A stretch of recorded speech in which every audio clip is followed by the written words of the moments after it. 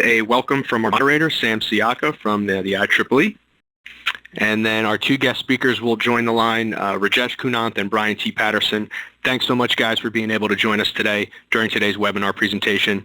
We'll finally finish up at the end with an open question and answer period from you guys, the audience, and give you some contact information if you want to contact our speakers or get involved with some of the projects they have going on.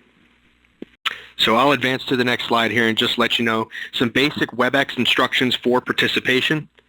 Upon entering today's webinar, you are automatically muted by default. So this is a one-way audio broadcast from the speakers to your voice over IP or VoIP system. You should be listening through the audio in your computer. If you do experience any audio or technical issues throughout the webinar presentation, just use the chat feature. It should be located in the upper right-hand window pane of your WebEx interface, and send a message to me, the host, David Stankiewicz. And again, finally, at the conclusion of the webinar for the last 10 or 12 minutes, we will take questions from you, the audience, for our speakers. Use that same feature, the chat feature, to send a question to me, David Stankiewicz, the host, and then we will get that question over to our speaker. There's a note here that's not located on the slide, and I mentioned this before. We're going to record this. We are going to actually make the slides available as well, and we'll let everybody know who registered for today's session, when and where you can find those posted.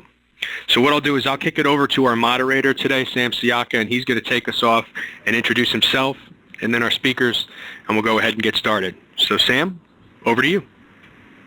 Thank you, David, and welcome to everyone literally around the world who is taking the time to join us on this webinar today.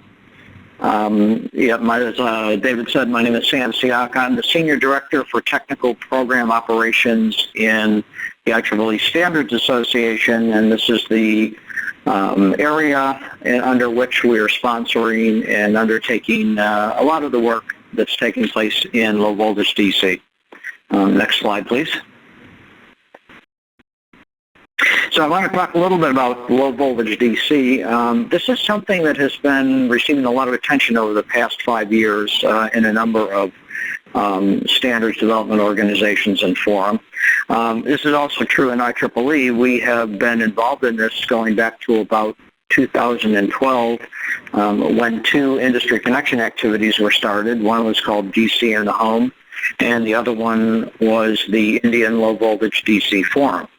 The reasons DC is becoming more and more of an interest are numerous. One of them is improved efficiency of electronics, getting rid of the AC to DC to AC conversions that go on endlessly in our products, facilitation of PV solar, and also DC is a natural standalone power source. We've used it for years in transportation systems.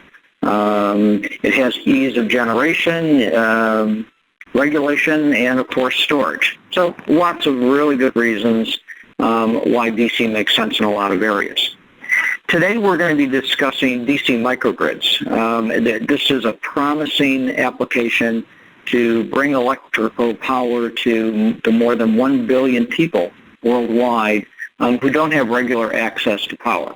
And part of this comes from the fact that extending AC distribution circuits is costly and technically a challenge when you're going long distances. So standalone DC really makes a lot of sense in this area.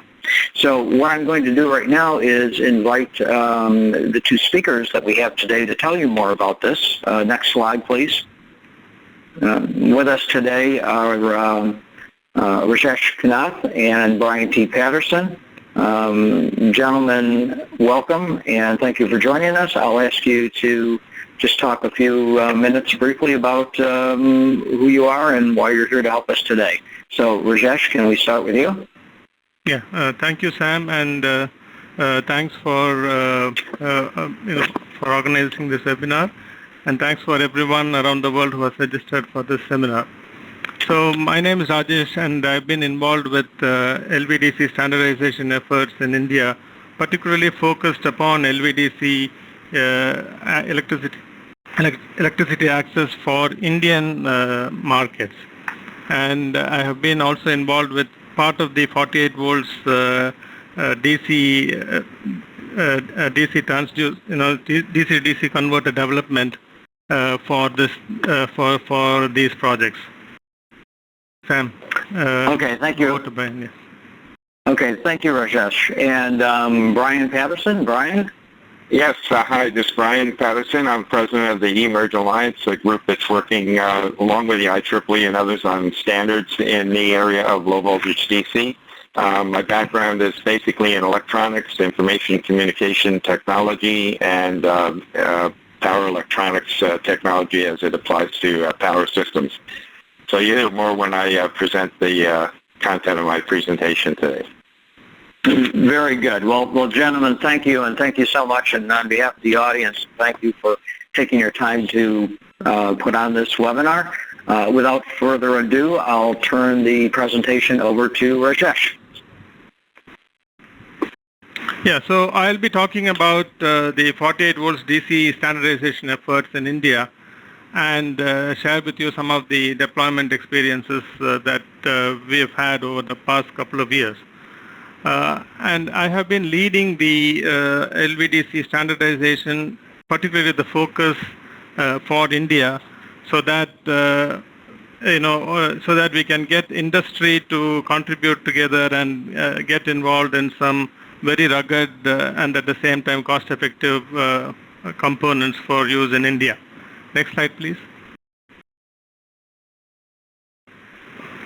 So before we get on to the actual standards part of it, I just want to give you a small outline of the statistics. We have 50 million homes in India that is not connected to the grid, and even those that are connected have at least a load shedding of 2 hours or more per day. And according to the CEA report that is released, just about recently, we have about 20% forced outages.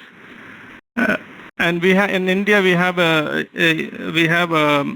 situation wherein we need to meet our millennial goals, in the sense that we need to be able to afford electricity for all, but at the same time we should ensure that we should have climate change agenda taken care of as well.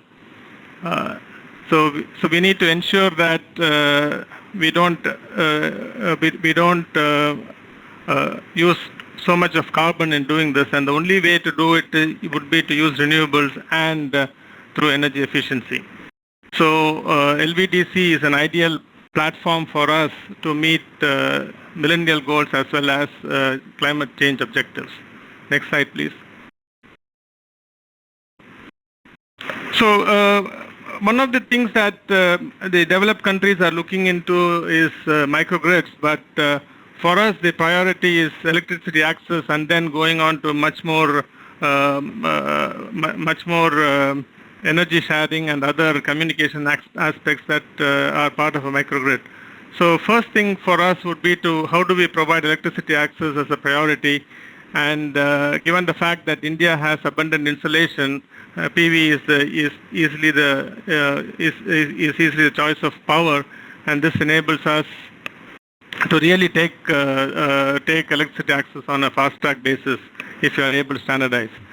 And the first thing that we thought about was how do we have a standardized minimalistic PV kit which we can easily deploy in places where there's still no electricity access. Can we go to the next slide, please? So when we are talking about electricity access, what are the things that we need to really have in mind? So the first thing is safety.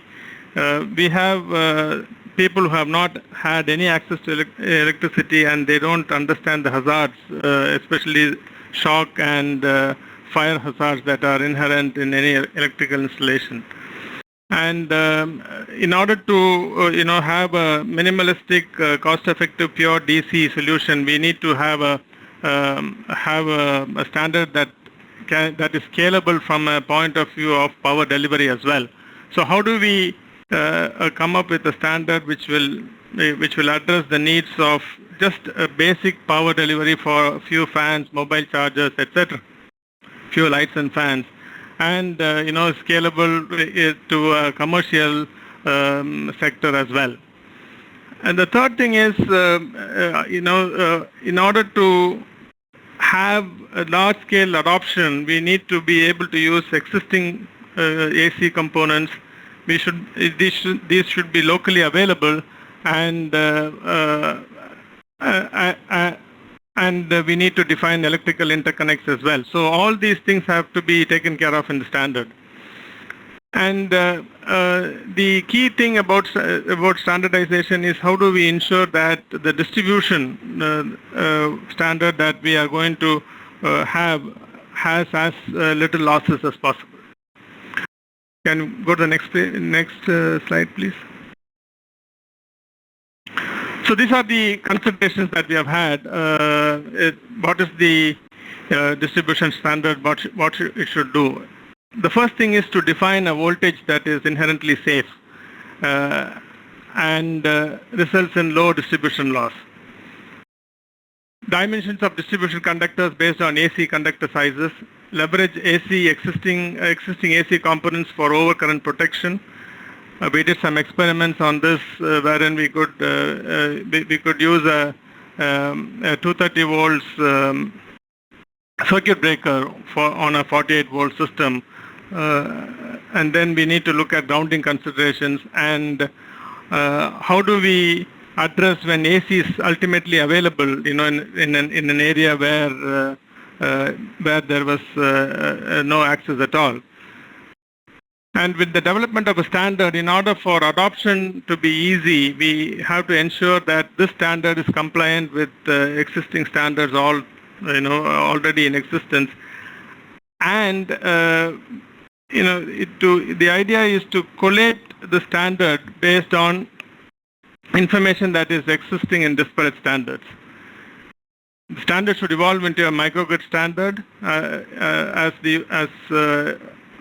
as communications systems are brought into perspective, and we should have scalability and a sustainable ecosystem of parts and suppliers.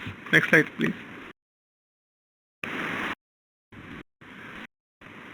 So based on a lot of considerations, we have chosen 48 volts as the voltage of choice. So this is the first decision that we made when we started on standardization.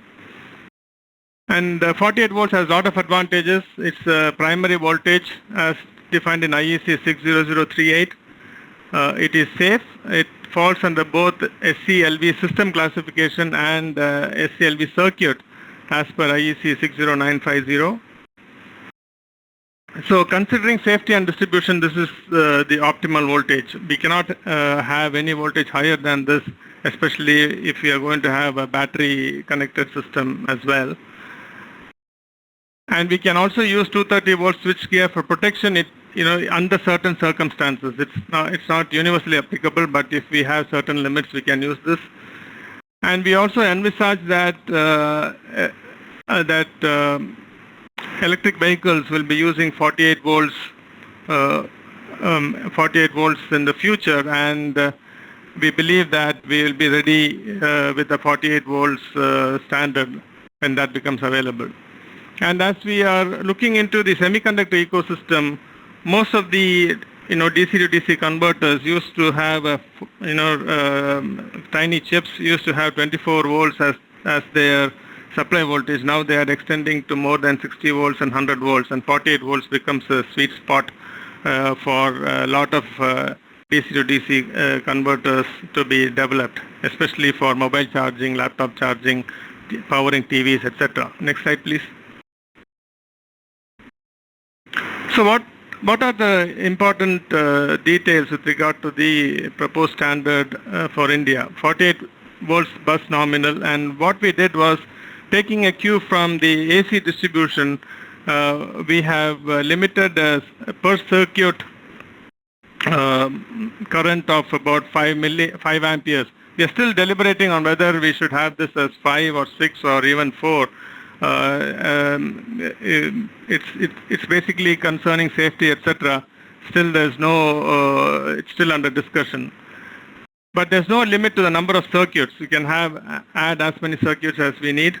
Distribution topology is similar to AC distribution, and AC wiring conductors of 1.5 square mm, 2.5 square mm, 4 square mm can be used depending upon the length, and AC overcurrent devices can be used. and coexistence with AC is also considered as part of the standard. Next slide, please. Now, with regard to the what is the kind of distribution system that we are going to use, it's going to be an IT system wherein the 48 volts ideally floats. It's a differential voltage between the two conductors, and exposed conductive parts are connected to protective earth. Next slide, please. So, in order to ensure that whatever we are trying to adopt falls under the ambit of existing IEEE standards, what we are saying is that our distribution falls under what is called as a T2I typology, which is defined in IEC 62257-2. In fact, most of our architecture follows closely with some of the details that is given in IEC 62257 set of standards. So what we have here is the typology is defined by the standard, and we are using a specific typology called T2I, wherein it's primarily concerns with usage of renewables. Next slide, please. So this is the deployment scenario one, the first deployment scenario wherein it's just a pure basic DC installation. This is the most basic installation that we can consider. It consists of just a panel, a charge controller, and a battery, and a few DC loads. There is no grounding that is mandatory for this deployment. Next slide, please. This is a deployment wherein we are using AC grid but DC storage. This is the next deployment that we have considered. Next slide, please. The third one uses a AC grid as well as DC renewables, and of course any DC that is going to be powered from AC will be through through an isolated AC to DC converter. Next slide, please. This is the most generic deployment scenario, which is used for much larger installations. It has multiple sources and an AC grid as well. So this is the most generic architecture that we are envisaging with the standard. Next slide, please. So what are the current projects that we are doing? There are about 100,000 homes, slightly more than 100,000 homes that are being implemented right now with LVDC. Next slide, please. Some of the installations are not easy in the sense that distance between individual homes are, the separation is between 400 meters to 2 to 3 kilometers. And access to these locations are also not easy. Next slide, please. So the standard installation practice is that we have batteries that are situated on the floor, and you can see the mobile the distribution boxes and how the lines to the top of the roof are taken, to power lights and fans. Next slide, please. So these are some of the DC powered appliances that we have commercialized. There's a 48 volt LED bulb, which takes about 5 watts, then 48 volts to a cell phone charger. The efficiency is close to 90% on these. We have used polarized John's plug as the interface for that. The standard for interfaces is being written. And then we have the BLDC fan, LED tube lights. BLDC fan takes about 9 watts, 30 watts instead of 72 watts and 9 watts at its lowest speed. Next slide, please. So what are the learnings? We have learned that local DC distribution of 48 volts is viable, optimal, and it's already transforming communities in India. We have not had a single issue with regard to safety. Next slide, please. And there is an industrial collaboration as well with multiple companies. Signy is looking at doing all the controllers. Intelizon is looking at lights. TVS Lucas is doing fans, and then there's batteries and other companies that are working on the standard for appliances. Can we go to the next slide, please? Yeah. So these are the problems faced, and we have actually solved all of them. Just next slide, please. Yeah, in order to communicate, we had to develop user manuals in local languages to reach out to people. Next slide, please. We also have a monitoring system for with mobile phones. So what happens is that when a mobile phone is brought into the home through Bluetooth, the data is fed into the mobile directly through an application, and then it is uploaded to a server. Next slide, please. So this is just the app. Next slide, please. This is the remote monitoring data at the central server. Next slide, please. So these are the references to existing standards. Next slide, please. And to conclude, I think we have had already 48 volt DC installations in India. Most of them follow the standard that we have proposed to India, and Ministry of Power is also taking this forward, and India will plan to move ahead on this 48 volt standard. Thanks for your time. Okay, Rajesh, thank you very much for your presentation. Again, as a reminder, if you have questions on the presentation that you would like to be addressed, send those in to David, who is our host. Can we move on? So now I'd like to ask Brian Patterson to speak about the P2030 standard that's currently taking place in IEEE. So, Brian, I'll turn it over to you. Thank you, Sam. As most of you may know, the standard that is being worked on within the IEEE is initiated under the P2030.10. And this standard is called out as a DC microgrid for rural and remote electricity access applications. We intend this standard to be collaborated on by a lot of different organizations, and hopefully we're going to unify the work of this group into a truly universal and global standard. Next slide. There we go. There are lots of challenges in any power system today, including increasing use of electricity, or overdependence perhaps on fossil fuel and its impact on the environment, problems of centralized infrastructure construction, and probably a problem that a lot of people are not focused on, but the resilience of systems, including weather and man-made, as well as electromagnetic pulse interference. But the one area that this standard is going to focus on is in the bottom right-hand corner. Next slide.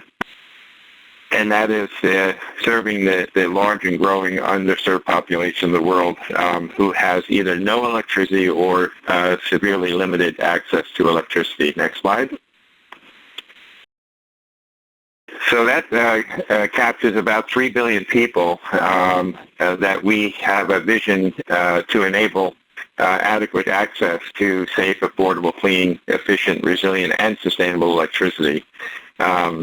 We believe that by having a standard, a truly global standard in this area, we will promote the financing, procurement, installation, operation, and maintenance of standardized rural and remote microgrids around the world. Next slide. So therefore, we initiated this project at 2030.10 for specifically, again, for electricity access applications in principally remote and rural areas. Next slide.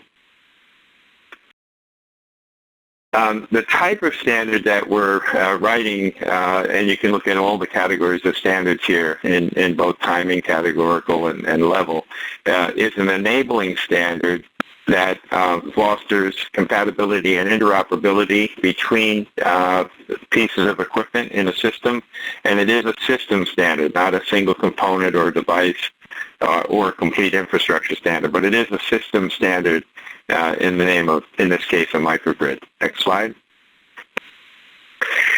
So the goal here is to create an interoperability standard for electricity systems that can provide this access to power in the countries that are still developing, where centralized, particularly where centralized electric power generation or grid is not available.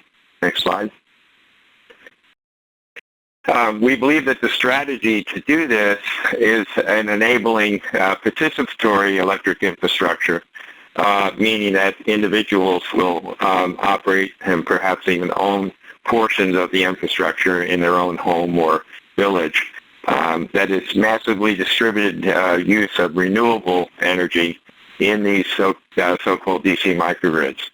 Over time, we believe that these microgrids can and will be interconnected and act as a mesh network for electric power prosumers. Prosumers being a kind of a coined word now to mean producers and consumers of electricity. Next slide.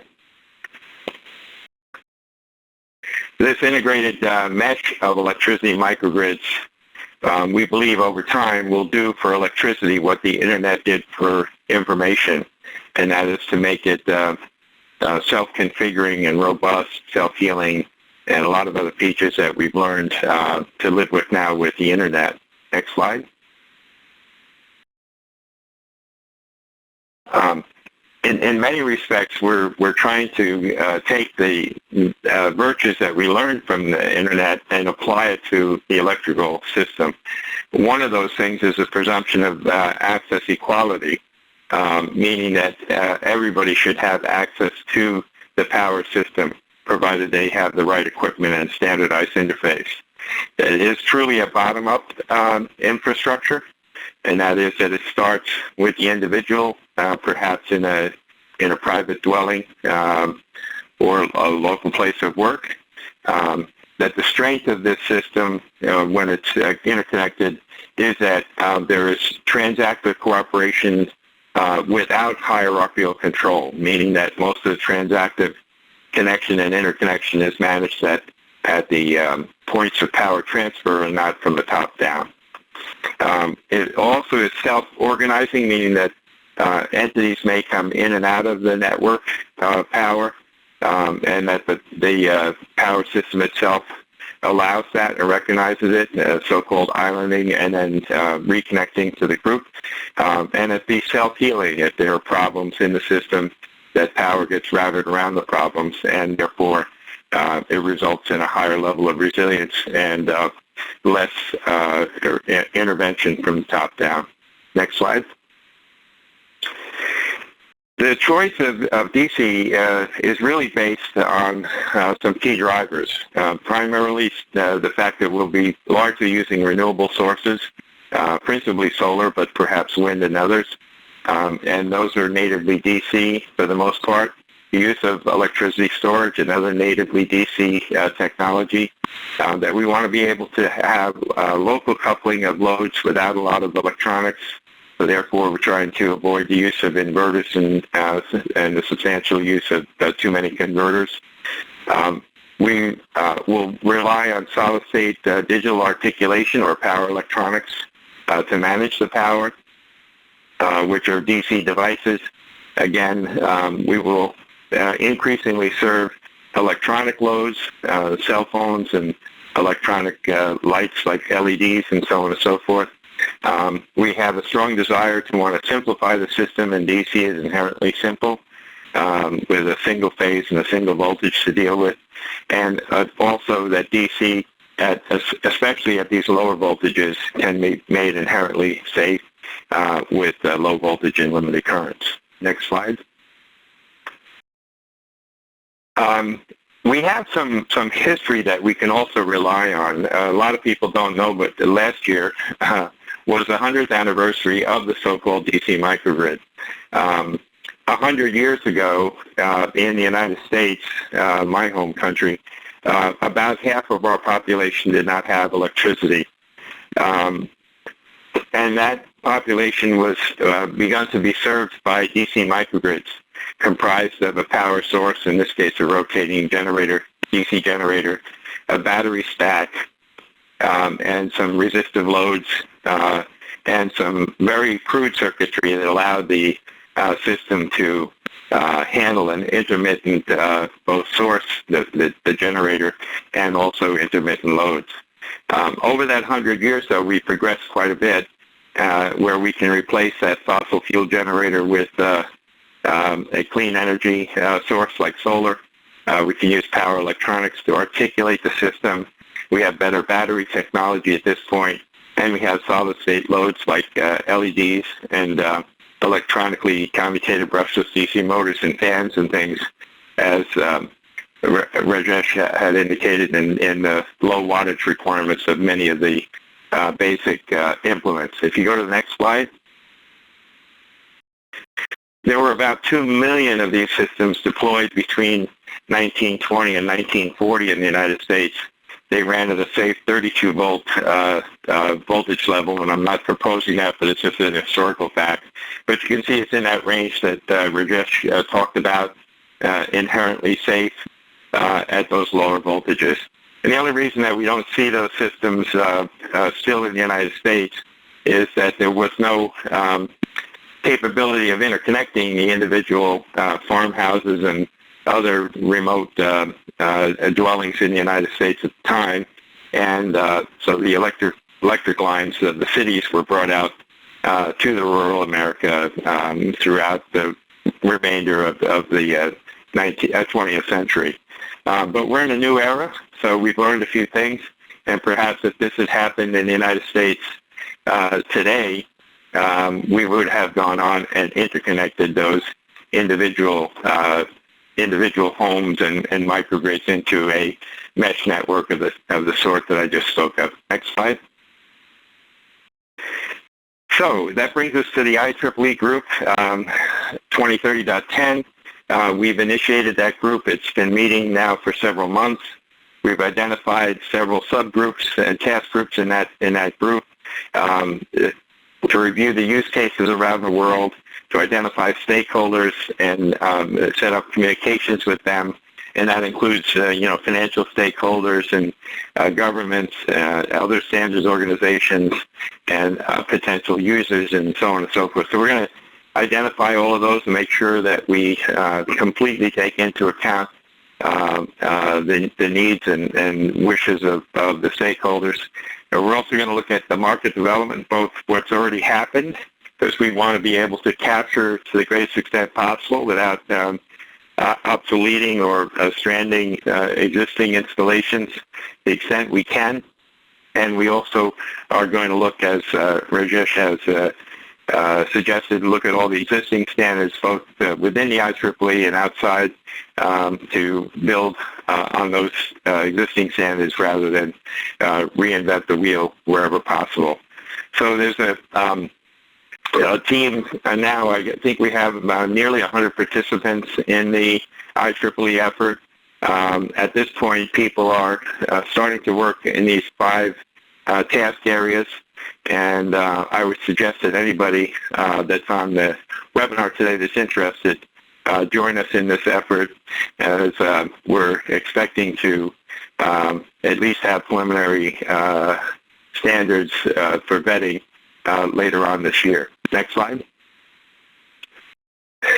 The results that we expect are spread among a number of different areas and concerns, but we really are looking for a marketplace that is more uniform and not a collection of one-off solutions, that it is a transparent market, meaning that wherever you go in the world, you have sort of an equal opportunity to utilize the technologies that are espoused in the standard, that by having a technically highly qualified standard, that it will underwrite the existence of quality standards for the equipment and performance standards for the systems as well.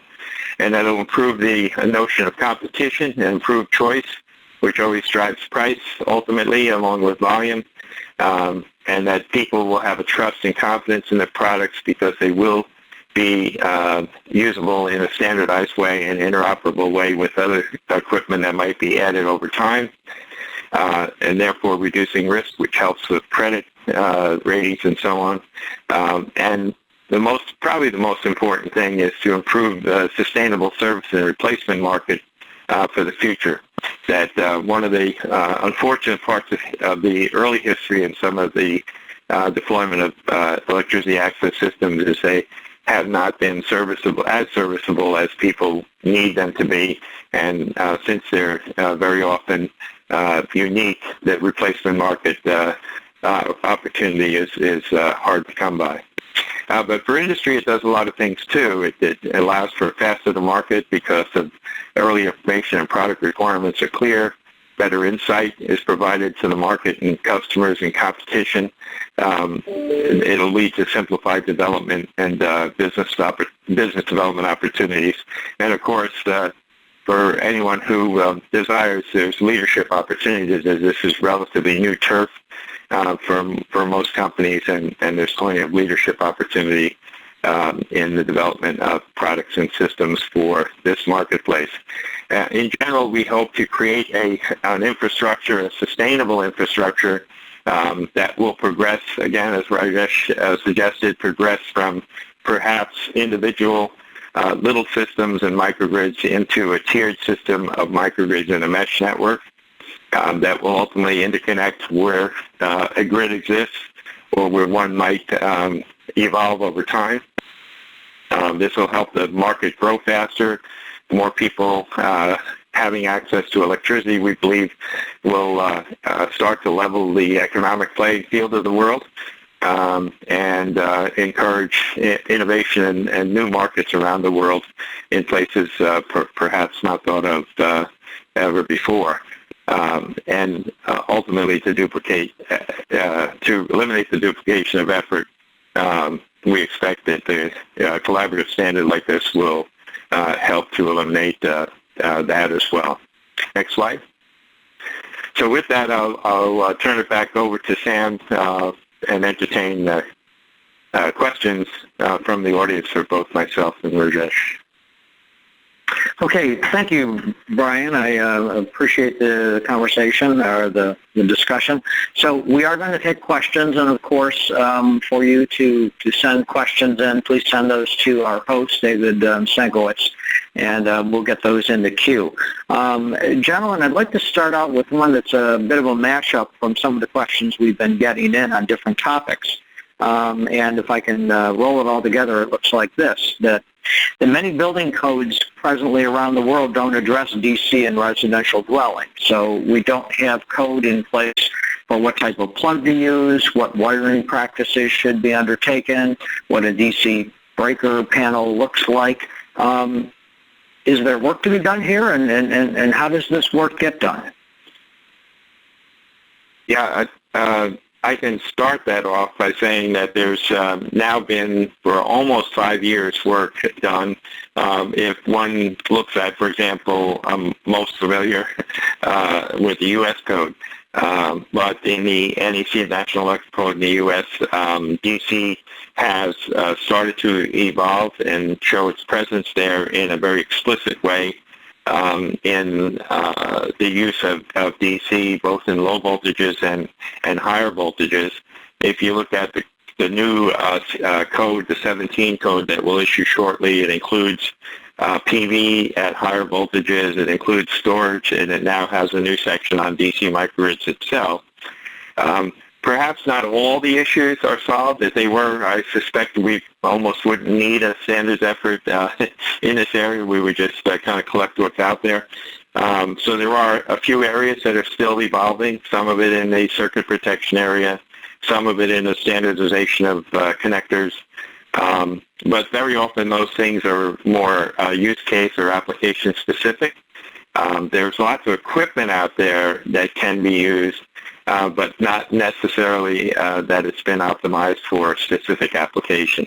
In the case of electricity access, one of the challenges is cost or pricing, purchase price. And that's really driven by two factors. One, technology, which is still evolving in this area, and there's more and more low-cost options of technology coming on stream. But the second one is volume. And for those of you who know a little bit about a company called Tesla, who's driving some of the volume anticipation in the battery area, for example, it has dramatic impact on costs when volume goes up to the degree we're talking about. So one of the values of standardization in this area is that if there are more similar parts or very similar parts identified in the standard, it will drive volume on those parts and bring the cost down for applications like remote access. Okay. Thank you. Another question, and I know, Rajesh, you touched on this briefly. Voltages. Of course, the voltage that's going to be used is going to be important. And maybe it's the first chance around the world that we would only have a single voltage. Rajesh, can you touch on the thought on 48 volts? Why 48? Why not 30? Why not 60?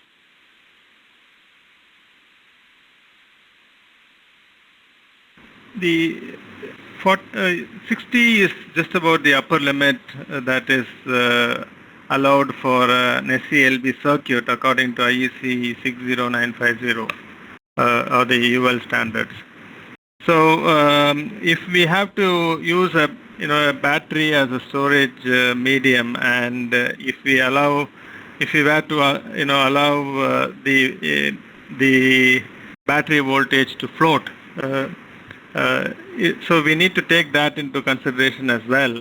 So so that's one of the reasons why we nailed it on the 48 volts to allow systems that use battery storages to have a reasonably wide voltage to float on the bus.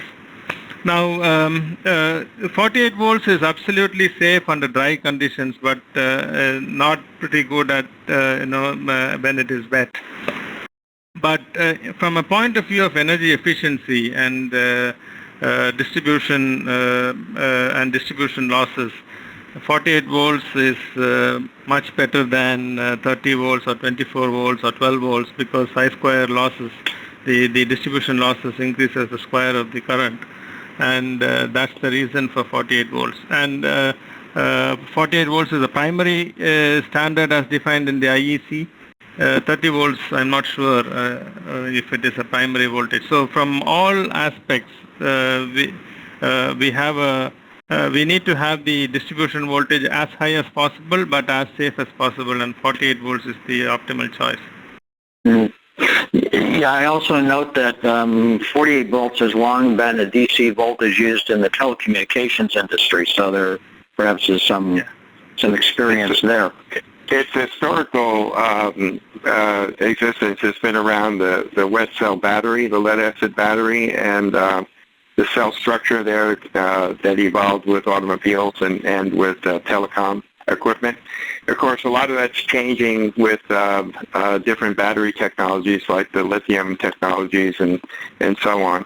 I think one of the things that we probably should say about voltages is there's really short distance voltages like 48 volts, which even as Rajesh has indicated won't go kilometers.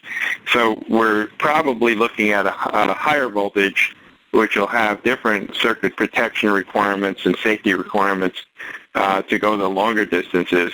But the notion is to stay with DC, so the voltage conversions are done in solid-state electronics and are relatively efficient. I think that we've got to be careful also not to confuse distribution voltage with utilization voltage. So I don't expect my cell phone to go to 48-volt input or my computer to go to 48-volt input, and even subsystems, as Rajesh has suggested, for example, web applications and things like that, which might have to duck down to that 12 or 15-volt range. But those are all utilization voltages at the fringe of the network or at the fringe of the power system. And power electronics will largely be used to convert voltages just as voltages are today converted down from the conversion of 120-volt AC and so on and so forth, but with a lot less electronics and a much higher efficiency. Absolutely.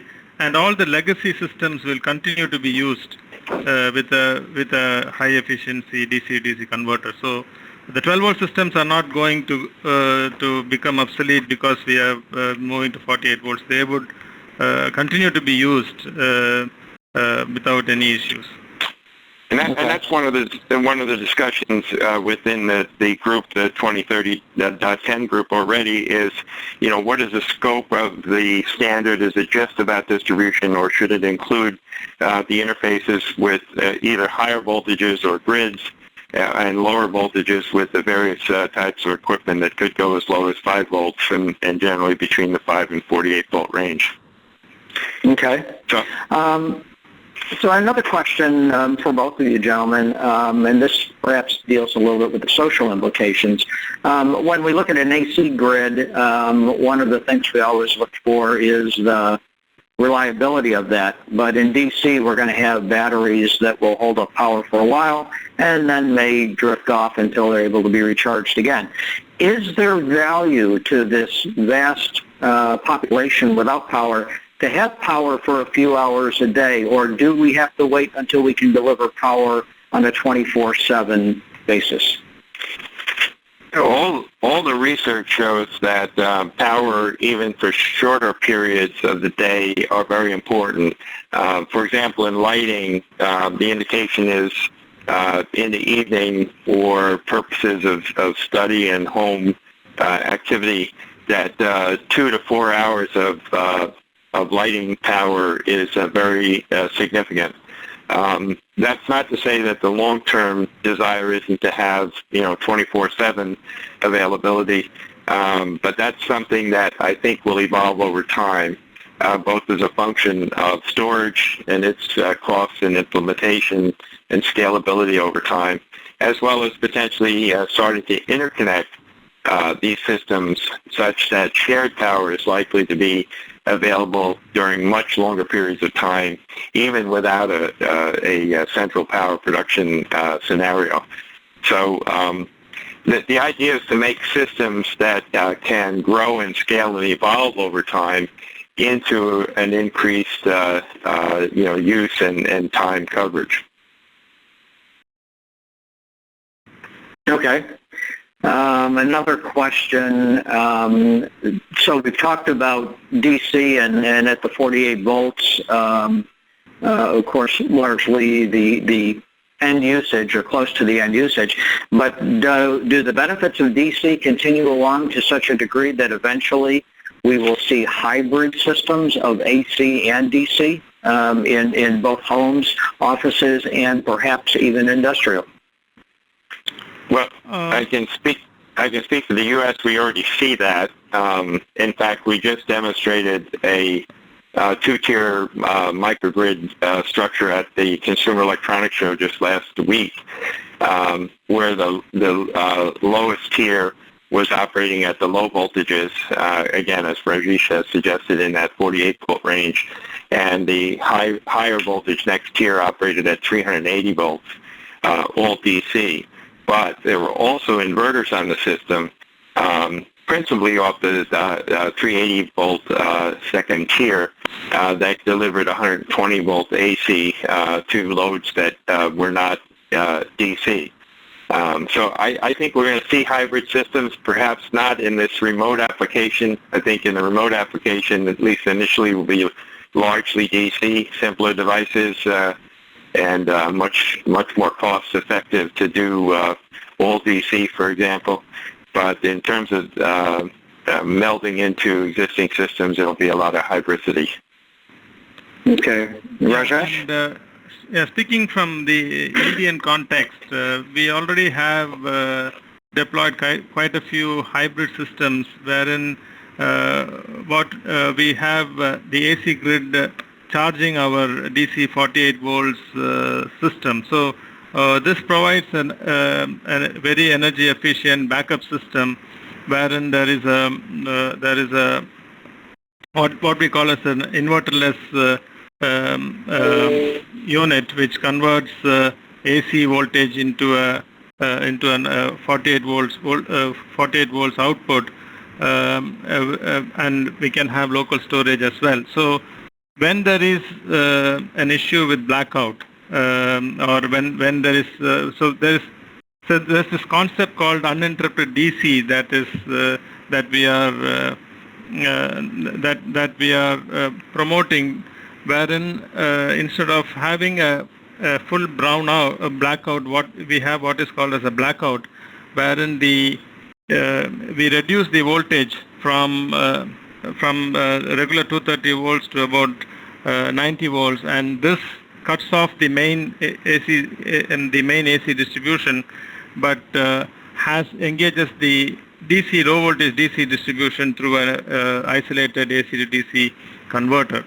So what happens because of this? We can deliver 100 watts of power to every home, and ensure that there is power even if there's a significant supply-demand mismatch. So this is also happening in India. We have quite a few installations on this. It's called unencrypted DC. Many are not aware of this, but it's happening as we speak. Yeah. I would like to underscore that because we have seen the same thing even in the 483 phase, which is very common in the United States. If you lose a phase, we have rectifiers now that can operate in wide range input and output the DC. So the DC is sort of an isolating capability from disruption and reduction of voltage on the AC side. So if you have a wide range input rectifier, you can still supply the downstream DC as if nothing happened. You might have limited wattage if the electronics are derated due to the voltage drop on the AC side. But it actually is a much more resilient system as doing it that way. Okay. Another question, Rajesh, with the projects that have been in place, has there been any reaction or response from the appliance and consumer electronics companies to begin developing and delivering products that will run on DC? Yes. I have not been yes. Yes, please. Brian? Go ahead, Rajesh. Yeah. I have not been involved with those efforts with regard to the interaction with the industry, but there are a few industries that are actively involved, as I had mentioned that in a slide. We have Signy Energy that is doing the inverterless systems, as we call it, which are essentially power converters. And then we have Intellizon looking at LED lighting for 48 volts. We have Lucas TVS with the BLDC fans. These are actually being produced in thousands as of now, and they are being successfully deployed. There are also other companies which are making which are making coolers, which are making mixers as well, all running on DC. So probably in a year from now, you will see a lot of products coming out of India, and all of these would be made by local manufacturers. Yeah, I'd like to underscore that as well. I'm familiar with a lot of products now available in India, including refrigerators, mini split air conditioning, fans, lighting, LED lighting, and so on. The majors in the North America, at least, haven't launched products in this area, but most of the products that they're making that utilize AC voltage, AC input, are actually DC inside. So it's more a question of market for them than technology. So they're prepared to go to DC fairly easily, essentially eliminating the rectifier step within the device and go to a DC feed, but the market hasn't evolved in North America. So I think for the most part you're going to see it evolve in the applications like we're talking that are applicable to this standard or these standards, and it will eventually permeate up or percolate up into other areas, so we can eliminate the converter bricks and things like that we see on a lot of our equipment today, and the rectifiers that are buried inside. Okay. One other question. So ironically, as we see these DC microgrids springing up in many places, this will certainly get the attention of the local distribution company, and when the load grows, they'll say, we need to run our AC distribution circuits out to these areas. What provisions need to be made or are being made so that these DC microgrids that may be village-wide could then be connected into a more traditional AC distribution system? There are a couple of things that we're seeing here. One is what's called the universal or the electronic transformer to replace the simple coil transformer up on the utility fringe of the utility distribution. That's partly motivated by this, but also partly motivated by the increasing desire and requirement for fast charging or electric vehicles. Now again, we're talking in the more developed economies, but the same technology will prevail ultimately in the developing world economies as well, because the conversion requirement is the same.